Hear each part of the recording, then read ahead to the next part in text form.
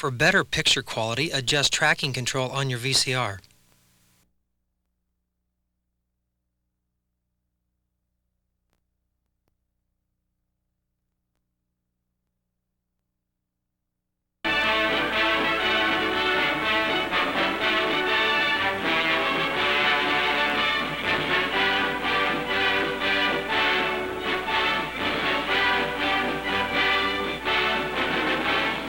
These are the men of the 2nd Marine Division. We're now embarking on a full-scale amphibious operation after many months of intensive training.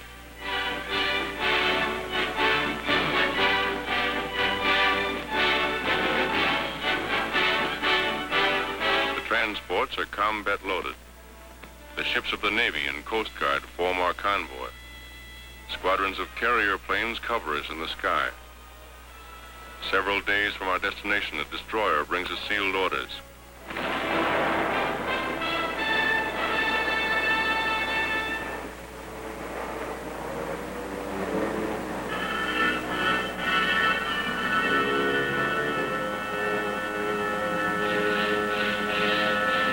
It won't be long now before we know where we're bound. The relief map of our objective is broken out. Fortified island of Betio and the Tarawa atoll, a very important Jap air base on the outer fringe of their Pacific defenses. Our platoon leaders started explaining the terrain to us. By the time they were finished, we knew that island and its reefs as well as we knew our own backyards. We built more machine gun ammunition.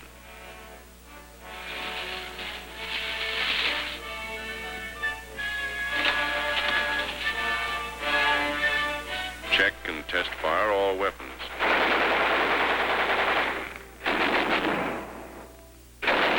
Exercise helped to relieve the tension.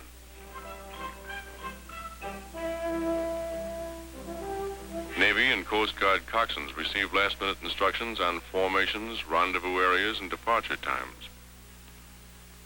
Services are held on the last evening before D-Day.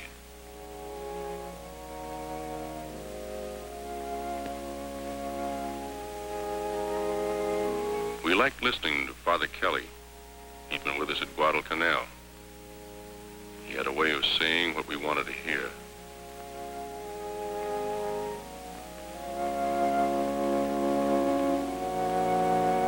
Many of these men were killed the following morning.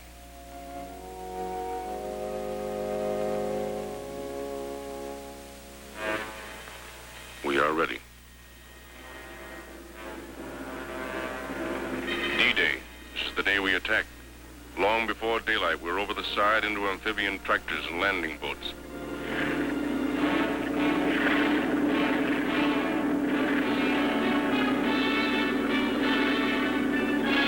At daylight, our naval vessels opened fire, and for 4 solid hours, they pound Tarawa with high explosives.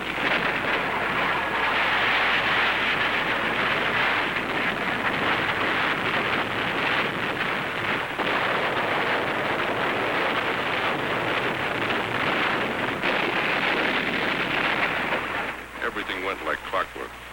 When the ship stopped firing, the Navy planes would take over. Bombing. Strafing.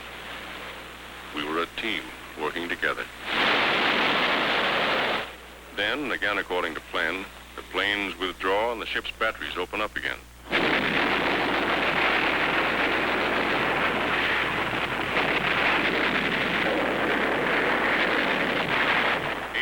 The hour we attack is getting close. For 3 days before we moved in, over 4 million pounds of explosives have been dropped on the island. It didn't seem possible that anyone could live through that bombardment.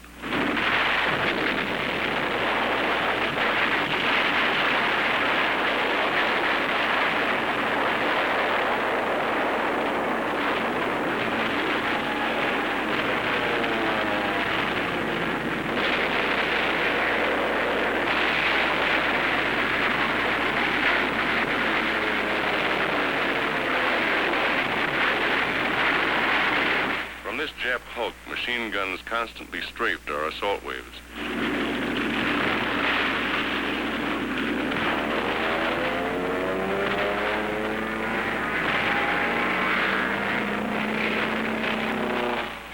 them out twice, but each time a new crew took over. One of our planes scores a direct hit.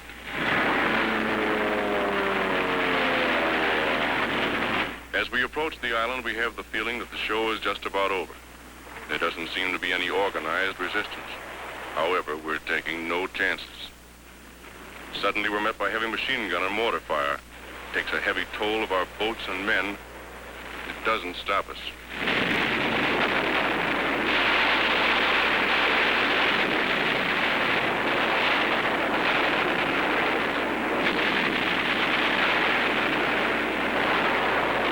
We fight our way onto the beach.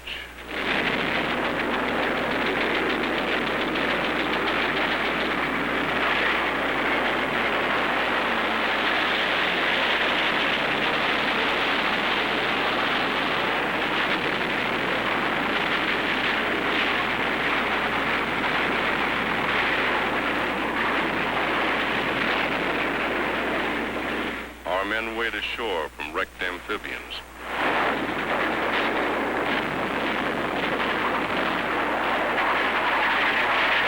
A long pier extending across the fringing reef gives protection to a lot of our boys on the way in. We have a pretty good toehold on the beach, but Jap fire pins us down for hours.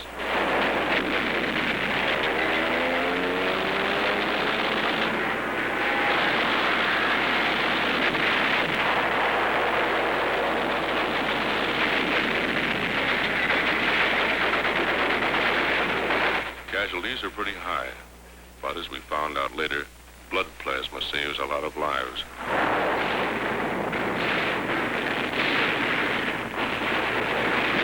When reinforcements arrive, we start moving up.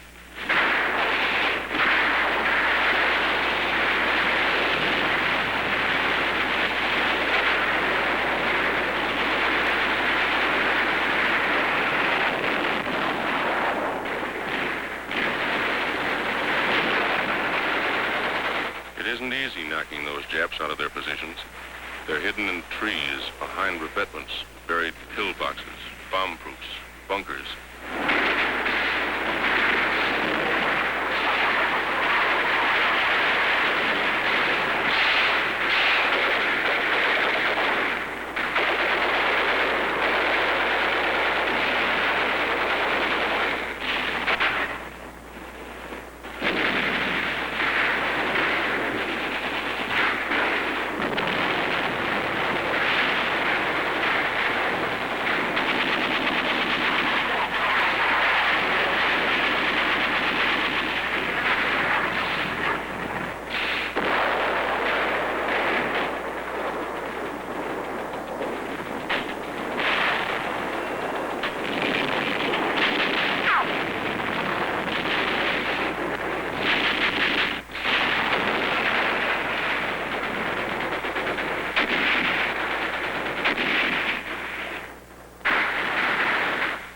Hand grenades.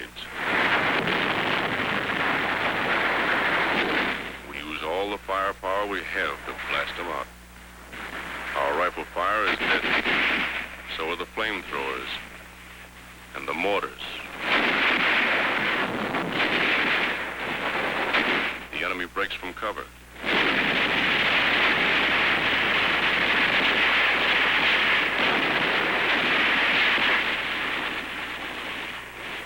It's tough getting them out of places like this. We can never be sure where their snipers are placed. We take it slow, easy.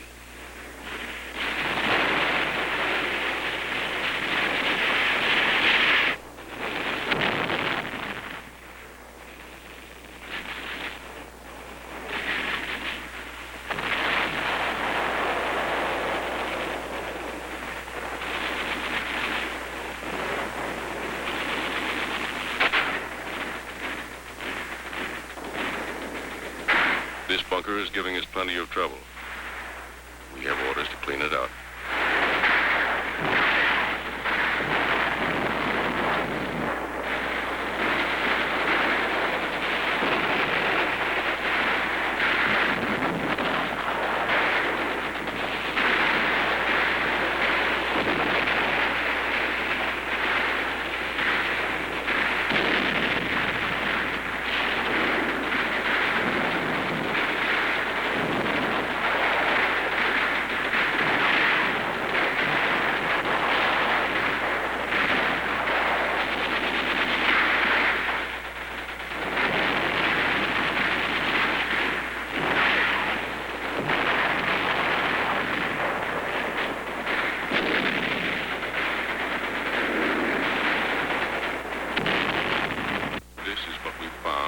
side.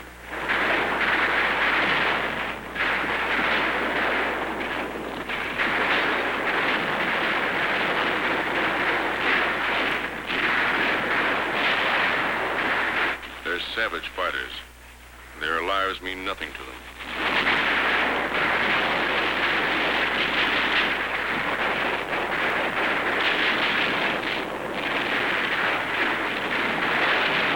One of our boys is hit.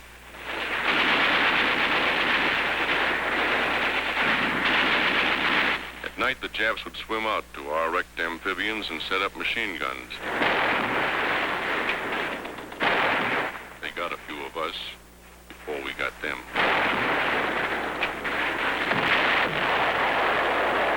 Commanding officer of the assault troops confers with his staff. One of our medium tanks remains in operation.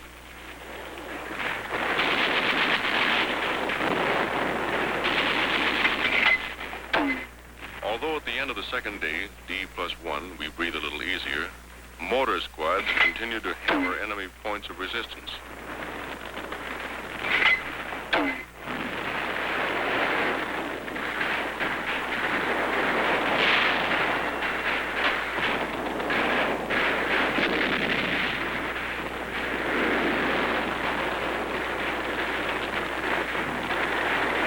By this time, we know the Japs are licked. They must know it, too. There's still strong resistance. Nip suicide snipers tie themselves up in the trees and take pot shots at us. We hit them, but they don't fall. Just die and hang there.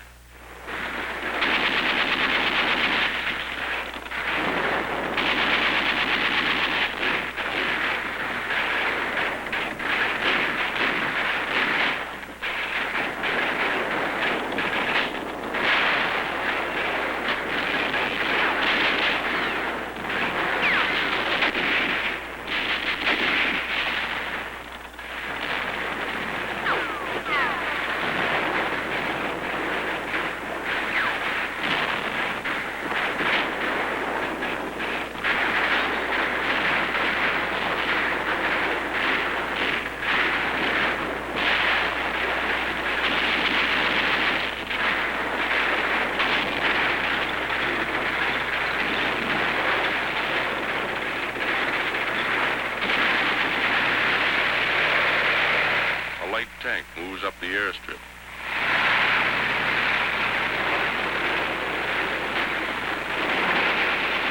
One of our boys is wounded during the attack on the airfield.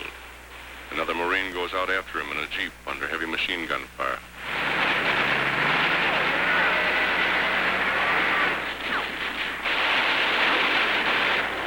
Back at the beach, there's constant activity. Amphibians tow in fresh supplies, food, ammunition, guns.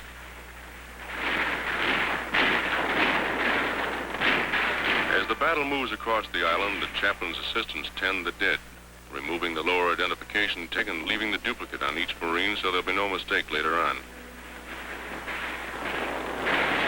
Generals Holland Smith and Julian Smith commanding the force and division. Admiral Harry Hill commanding the task force. Sometimes we actually have to dig the Japs out of their holes. The island is infested with buried pillboxes, many of them still crawling with Japs. These bunkers were so constructed that heavy shelling and demolition charges failed to crumble them. Many of them were over 20 feet deep.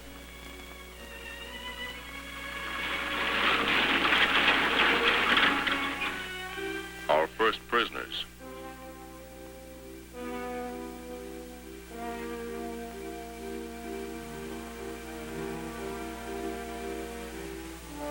The wounded are given first aid in the field and then carried by stretcher to the boats. With them always are the Navy hospital corpsmen and Navy doctors and surgeons.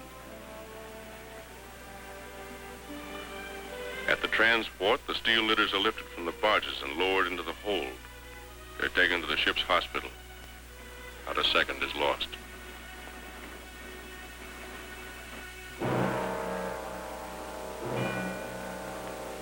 These are Marine dead. This is the price we have to pay for a war we didn't want And before it's over, there'll be more dead on other battlefields.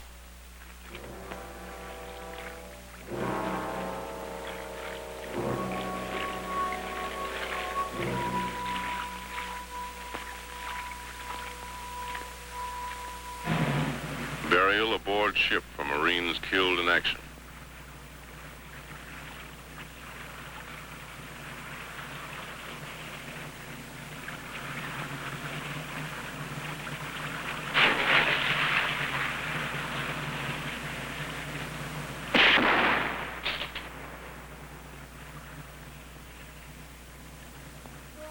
Just to make sure they're not concealing weapons, the prisoners are lined up and their clothes cut away. We gave them new ones later from their own dumps.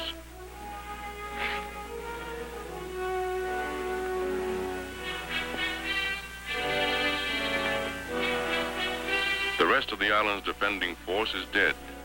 None escaped. Tokyo once boasted that it would cost 100,000 of our men to take Tarawa. We lost less than 1,000. The Japs over 4,000. A wounded Jap soldier. We took very few of these. Most of our prisoners were Korean laborers. One of our officers captured these Japs from a disabled landing boat. Prisoners carry their own wounded to the pier for evacuation. Captured Jap water. This is the first chance the boys have had to wash since they got on the island. Gunfire from our warships knocked these big guns out early in the bombardment. These were English Vickers guns captured by the Japs in Singapore.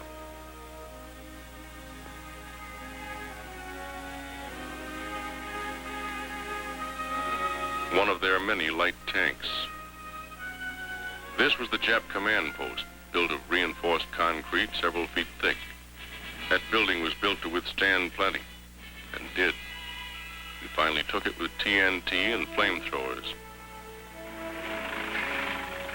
The fighting was still going on at one end of the island when the Seabees landed with their heavy equipment. They set to work clearing the airstrip even while we were fighting for it.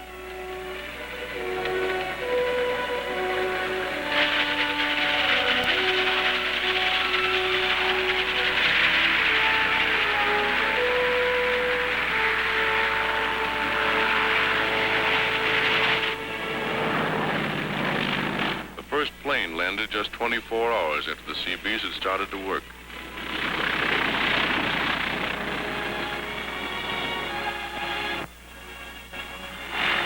The second one lands 1 minute later. We welcomed the pilot to our new home. It was our first chance to thank those guys for the swell job they did for us before and during the attack. On D+4, our relief came in. Maybe you think we weren't glad to see them.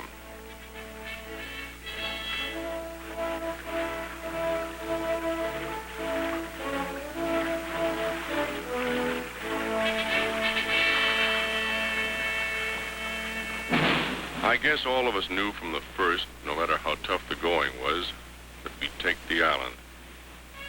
Just the same, the day the colors were run up on this palm tree and flew for the first time over Tarawa, we got a lump in our throats. We were mighty proud.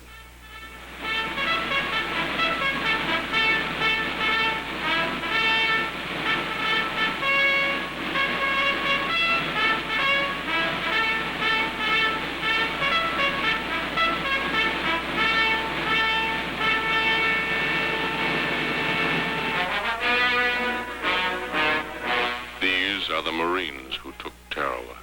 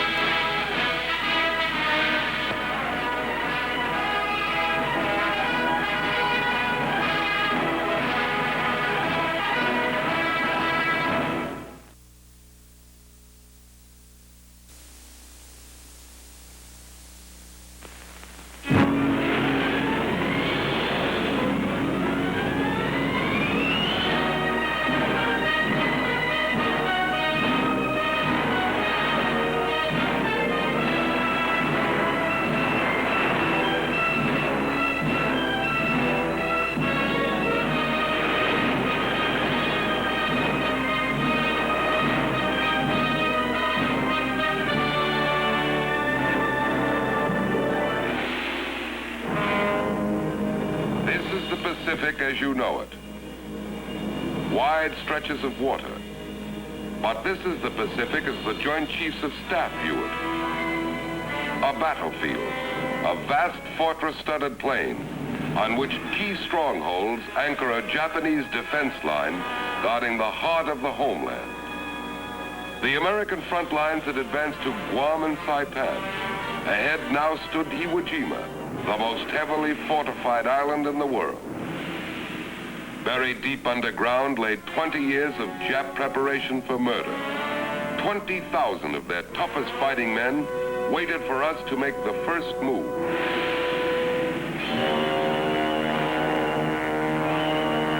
And they don't have to wait long. The Navy begins to soften up the island so we can land.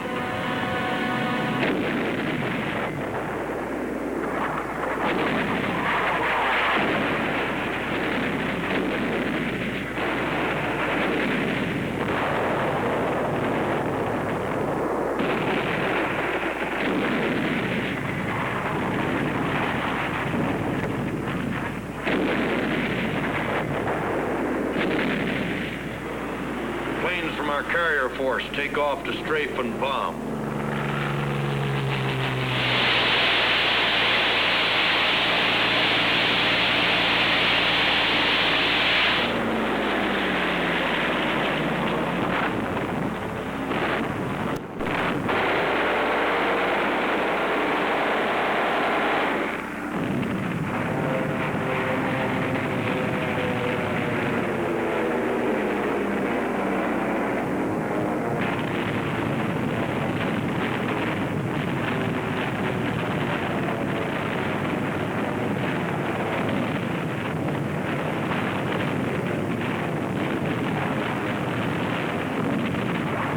Gunboats move in close to work over enemy beach installations.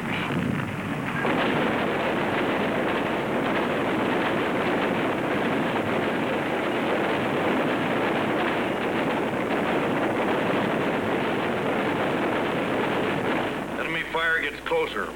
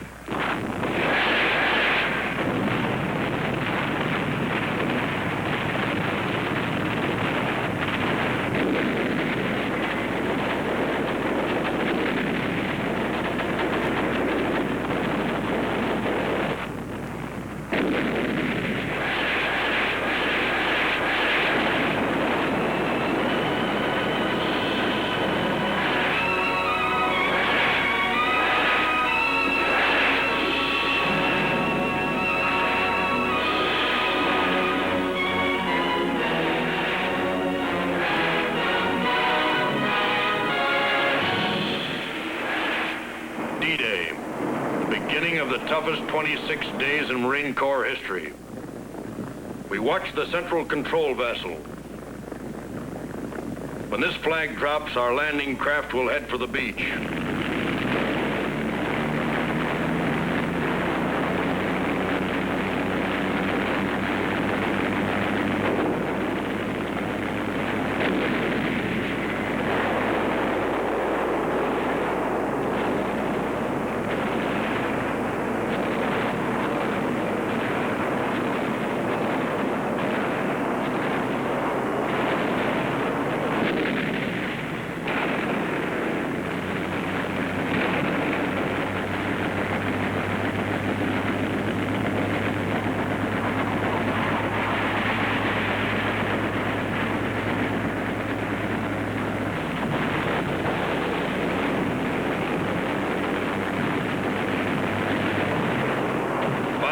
Landing craft in 10 waves advance on 3,000 yards of beach.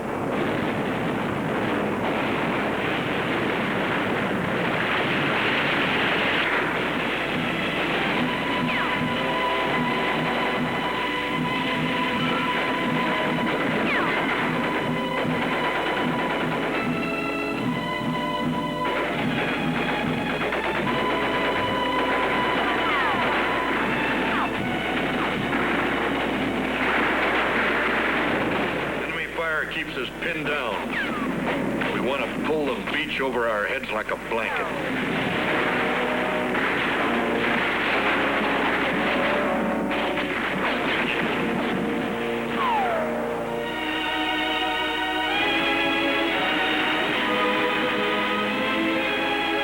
Navy medical corpsmen get our wounded out fast.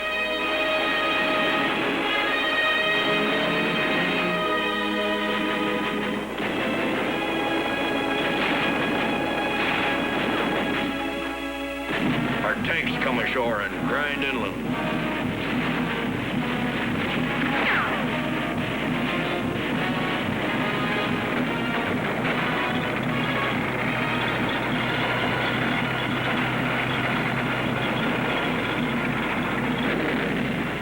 We're able to advance from Yellow Beach, but it's slow going.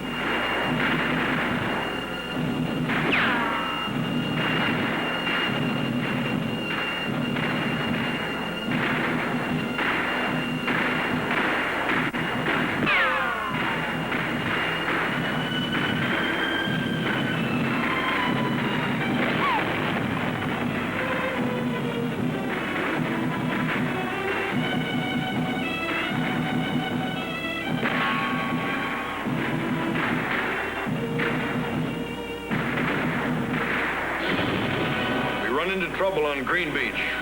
From their fortified positions on Mount Suribachi, the Japs look right down our throats.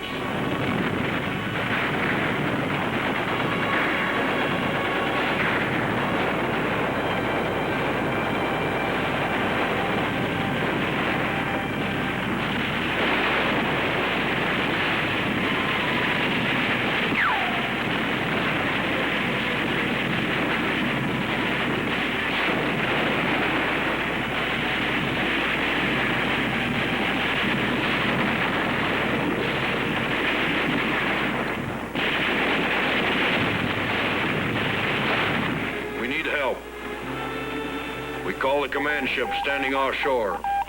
Our message is received. The situation map is checked. The support air director contacts carrier planes circling the target. The flight leader receives his instructions.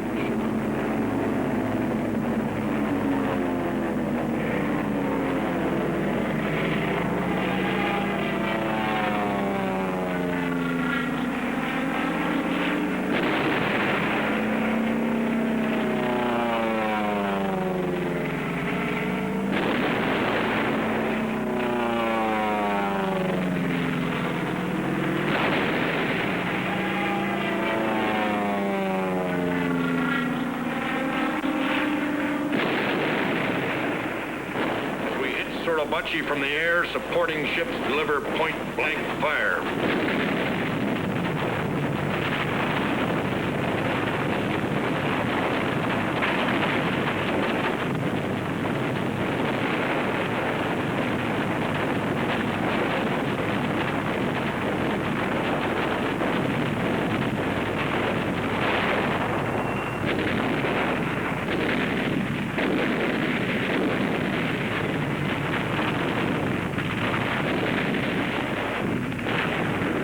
After 72 hours of continuous pounding, our patrols move forward.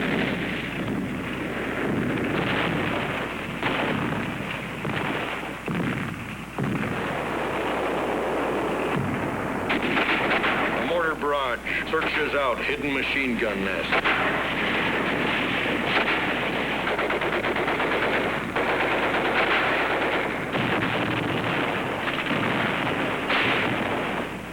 A sharp lookout for snipers.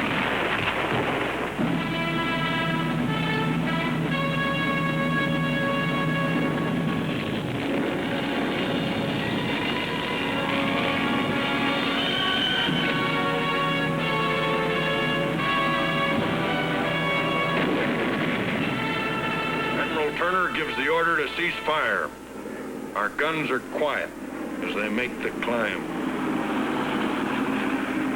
We wait for a sign that Suribachi is ours.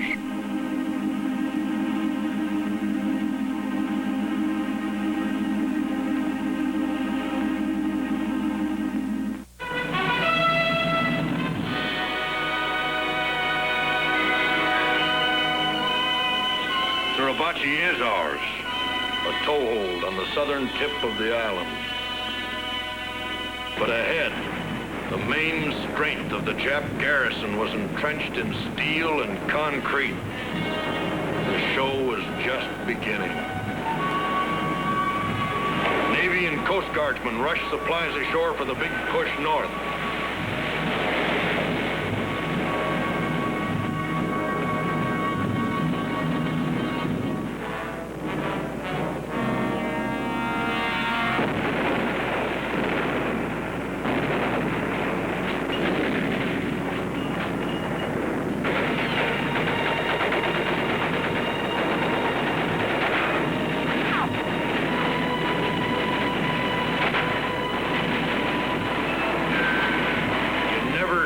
Jap, but fire was coming out of every hole and every rock.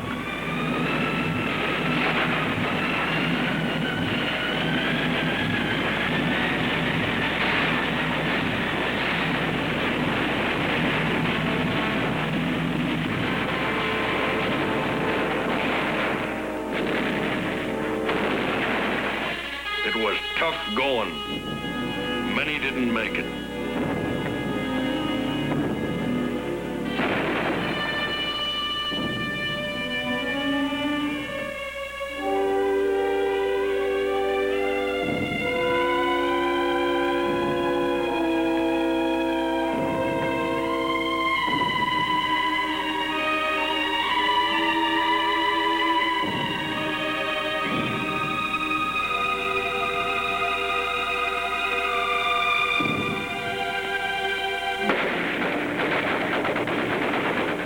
Fire ahead is murderous.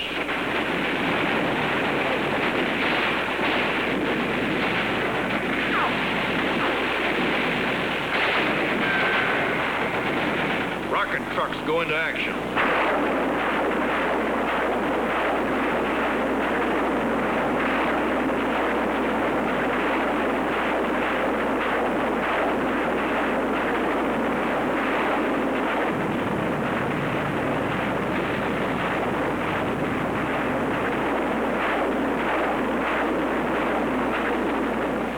Spot our position. We don't even have time to remove our dead.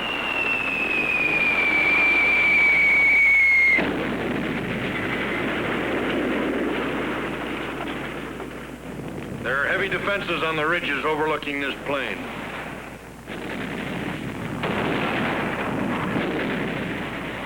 They draw a bead on us again.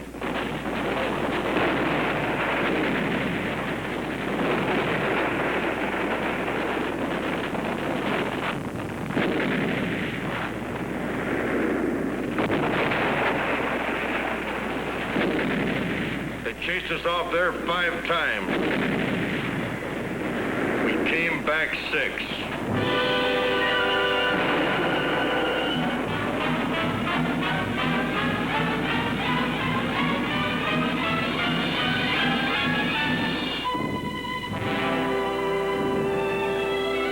We brought in our wounded, and we took a breather.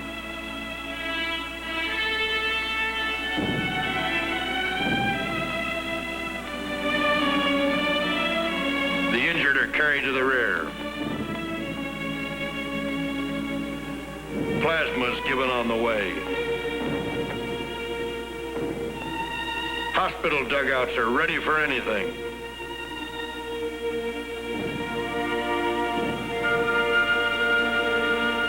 And we are ready to advance again. We called for artillery.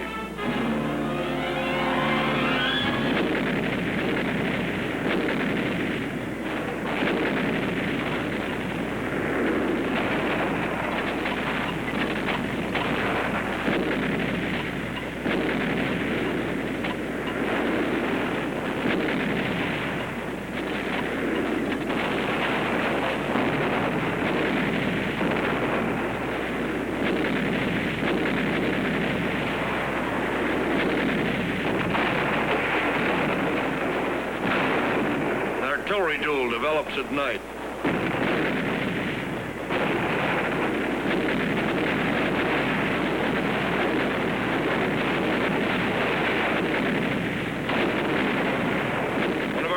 ammunition dumps goes up.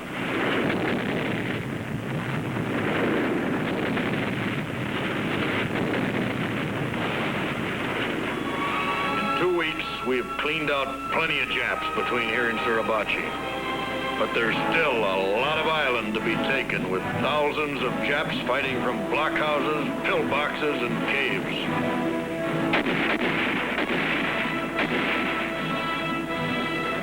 We have to go in and dig them out, one by one.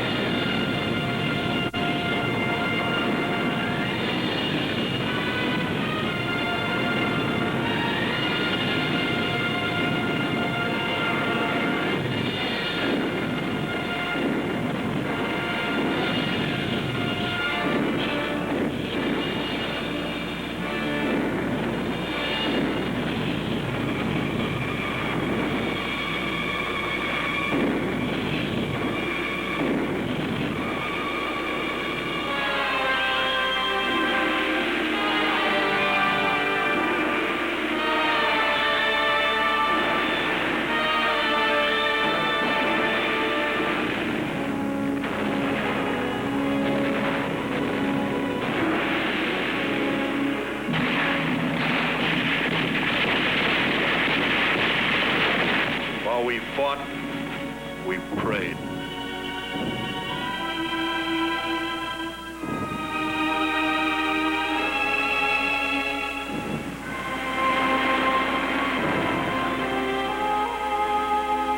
Along the beach was only a small part of the cost of 26 days of fighting.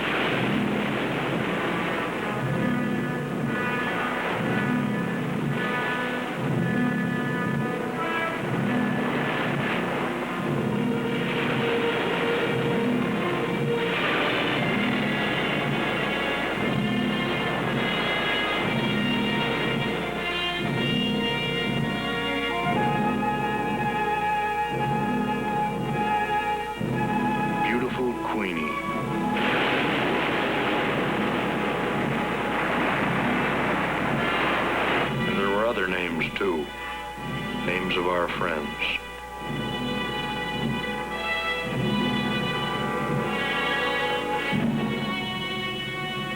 We stacked the helmets of our dead in neat piles.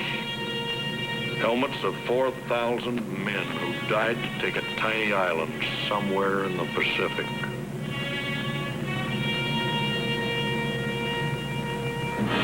You're right, Marine. You've taken a tiny island. But it's not just 8 square miles of rock. Today, it's an American fortress only 4 hours from Tokyo. Today, from your little island, giant striking forces are launched against the heart of Japan. Today, our planes and ships are blasting the enemy into ashes at the foot of Fujiyama. With confidence in our armed forces, with the unbounding determination of our people, we will gain the inevitable triumph, so help us God.